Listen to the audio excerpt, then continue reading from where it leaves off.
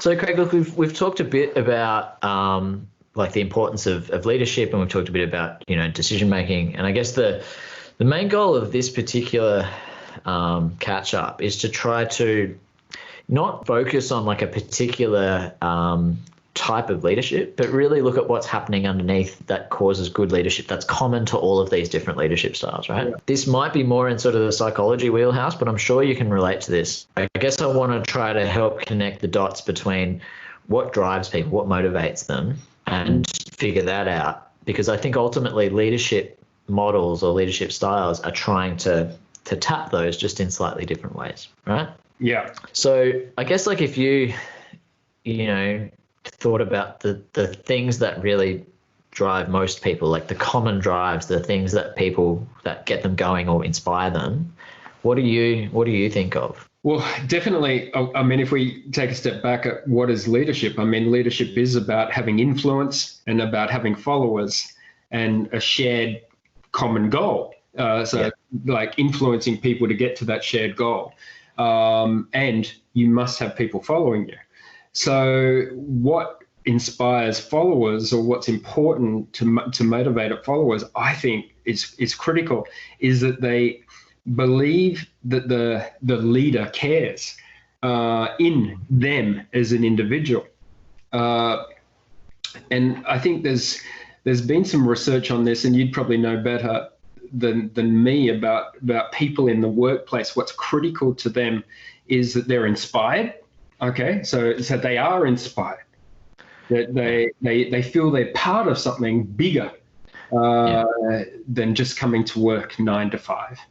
Okay, and then interesting enough, the self-care was very important, that the organization cared for them as a person. So their overall self, that was cared for. So if leaders can have that, those components when they're thinking about the people that they're leading, I think they're going to have a motivated group of followers. And if we look at organizations now, sporting teams, players that are led by a coach, that's the question to ask. Okay, I've got followers, because I have to have followers, because we have those types of powers, don't we? We get power. Positional power is often what you just get that power because of position. That's not great, in some respects, if that's the only reason that you have that power. But if you're a player, does that leader actually care for them? Do they actually know them? Those sort of things I think are key to that. If you are in a leadership role, is that person important to you? Are you empathetic? Do you know what makes them tick? That's great, Craig. And I think that the sort of kind of ideas I want to bring in here are going to really resonate with what you just said, because it sounds like there's leaders who lead based on their position of power, and that's they're using their control over selection, for example, to almost scare people into performing, or in an organization, the threat of getting sacked or the carrot of getting a bonus, those sorts of things, is sort of really about trying to put pressure on people to do what you say because you're in power, right? But then there's the leaders that you talked about that do it by showing their concern for you, or trying to help you be better and looking after you, right? Your self-care and things like that. And that's a totally different kind of feeling as a follower when you're taking either of those sort of leaders broadly. Would you agree? Yeah, absolutely. Look, I think a leader without empathy has probably a restricted height they can go to as a leader. That they might get to some point, and they might have followership for a period of time, but really without empathy, I don't know if you're going to get really motivated employees that are really motivate, and I call employees even your athletes or whatever who's involved, that are going to really go that extra step. And I think empathy serves 3 functions, which actually link to what I'm kind of going to bounce off you today, which is one is it helps you really connect with someone as a person, to understood by someone. I feel like much more connected with that person. Two is empathy allows, you to get a feel for what's really important to me, what I really care about, right? If you can empathize with what I care about, and then that allows you to use that as a motivation rather than just you pushing your own agenda. And I think good empathy allows you to figure out when I'm struggling, like when I'm not feeling confident, I'm not feeling good about myself, and able to fix it and know how to fix it, So it really sounds like what you're saying. It's a really powerful tool in the kit for long-term success. And I think there's quite a few reasons why. Michael, it's in your best interest. It's the same as you think, Craig, you're talking rubbish, all that soft stuff. I'm just this sort of leader. Look, if your goal as a leader is to be successful, and you don't want to think it's all soft, being empathetic and that, think of it a different way. If that doesn't resonate with you, just to be that good person and blah, blah, blah, think about it. Okay, you want to have success. I'm telling you now, and I think the research is quite strong on that, if you do know what makes everyone tick in your organization, and so using that empathy or whatever you want to call it, you will have success.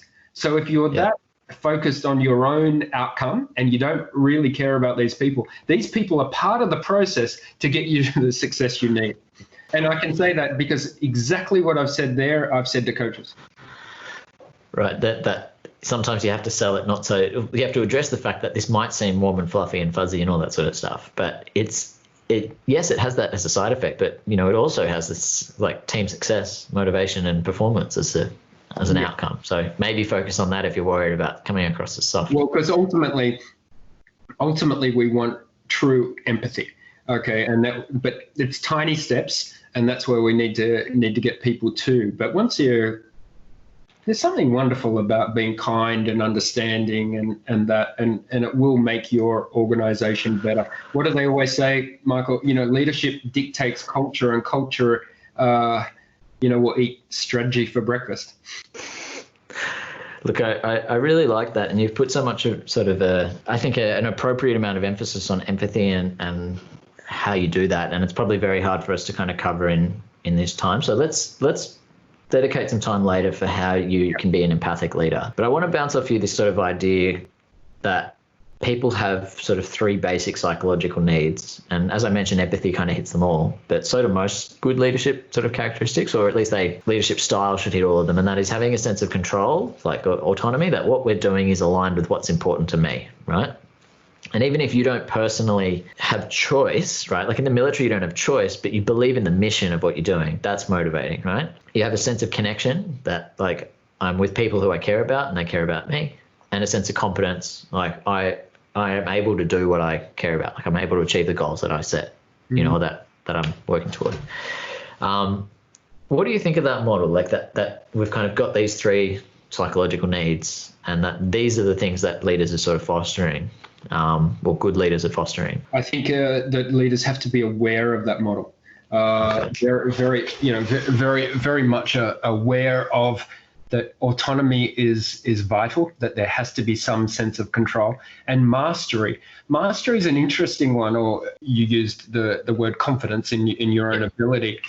Yeah. Often I've seen in sporting teams that there isn't the mastery, and there's the anxiety about not having that mastery simply because they don't know exactly what they're meant to be doing.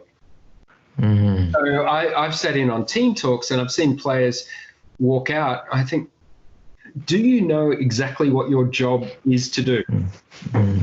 I'm not 100% sure. Or just in discussions, they might say, I'm not 100% sure what job. Well, what aren't you in an environment where you can go and ask? Please go and ask. And I even find this with students. I taught my kids from a very early age, ask questions.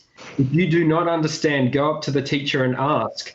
So my daughter was probably the best example of this. She, from kindergarten, I don't understand how to do this. And even as a fourth-year university student now studying law, she's still the one that will go up, I do not understand. And it's such a wonderful quality where so many of our students don't ask the questions because they think that they don't want to, and that happens with players all the time. So leaders need to create that environment, that culture where if you do not ask, if you are confused, please come up and know, because that infects mastery, doesn't it? You can't master or have confidence in your own ability if you're not sure about what you're going to do. The other thing is, how do you have mastery if you're not getting good feedback? Yeah, no, you need that. So like, talk me through that. What do you see sort of good feedback looking like, Craig? Well, I think too much in sport, we have these group meetings, big group meetings, without small one-on-one meetings or divisional type meetings. Okay, that's becoming more and more where you might have forwards, backs, and all that sort of stuff. But if you are in a leadership role, the value of what regular one-on-one meetings cannot be underestimated.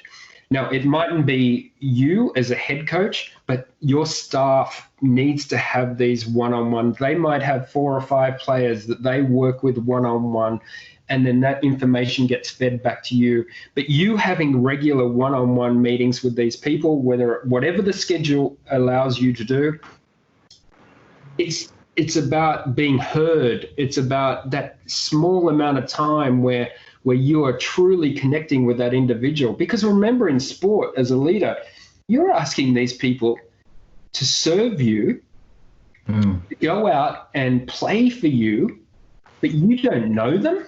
You've never had the decency to sit down there and speak to them and know how their life is, and to get that information, you're being incompetent as a leader if you're not doing that.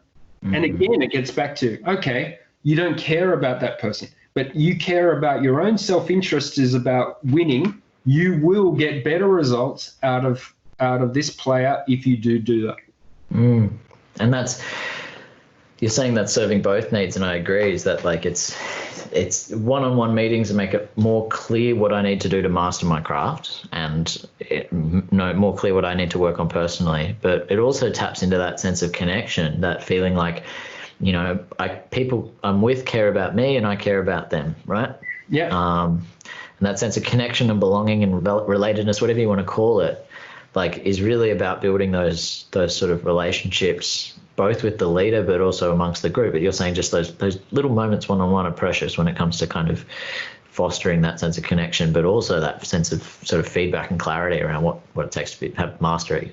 And you know, Michael, from your experience, you know, coach education and working with the coaches, I mean, the value of the big group meeting where you stand up there with this didactic style and you say, I mean, how long does that last with a group of athletes? Unless you're trying to like communicate a vision for the team and bring everybody along and do like an all hands meeting occasionally to try to pull people together and create a culture, that might be useful, but there are way too many meetings that should have been emails, Craig. Like, there are just so many things that are just information broadcasts where I'm like, okay, guys, I'm just giving you the heads up. Here's like, you know, there are times when that should be an email, and that frees up time for people to build culture, to work on their skills, to get feedback, all the other stuff. So it's not saying like just don't do that stuff. Everyone needs to be kept in the loop, but you need to use things like ball group meetings for what they're built for and free up time so that you can do these more important things like connecting, you know. You touched on the other point about a shared purpose was one of the critical reasons as well. But is it a shared purpose or is it just the coach's purpose? And I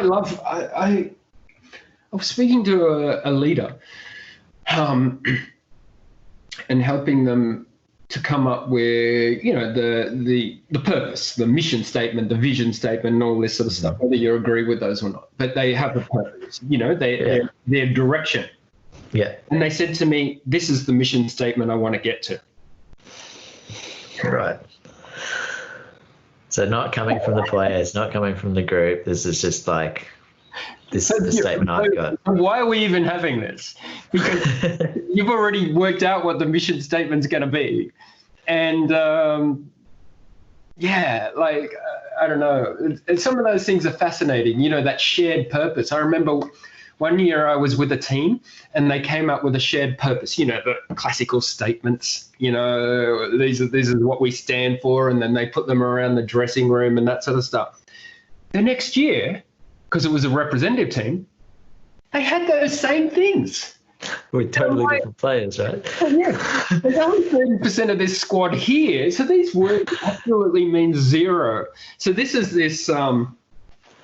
this leadership type culture, which is really trendy and we believe in, but it's got to be done right.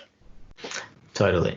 Yeah. And look, I think there are lots of ways of giving people a sense of autonomy, and I think that's what's ultimately about. I think like having a shared purpose is one good way where you can align everybody behind that common goal. But if you've got people going in different directions, then you need to navigate that, and that's hard. It is hard, you know. And so I think some of the things that, you know, I've seen useful to build autonomy is providing individual rationales to sort of say, look, if you so a good example of this, Craig, is like I teach a unit which has sports scientists in it, and it has basically physios or exercise physiologists, and they're very different sort of paths. So I have to sometimes provide a rationale to say, if you're in sports science, this is why communication and empathy are important.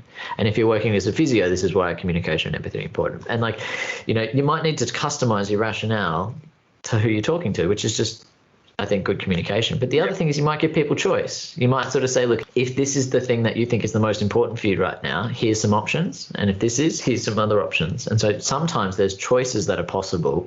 And I think some leaders underestimate how much people might appreciate having sort of some sense of self-direction in their work and their time. And I think that allows you to customize in a way that the training environment or the organization to the values and the strengths of the people that you're working with. So I think, Craig, we're gonna talk about this stuff for the students throughout the course and about how to target these three needs. But it sounds like from what you're saying, there's a lot of strategies that are really important in trying to help foster these and allow them to really resonate in these different environments. And hopefully what we're going to do is build up a toolkit of strategies that help leaders to foster these needs no matter what setting they're working with and no matter what sort of athletes they're working with. So thanks for today, and this is a conversation to be continued.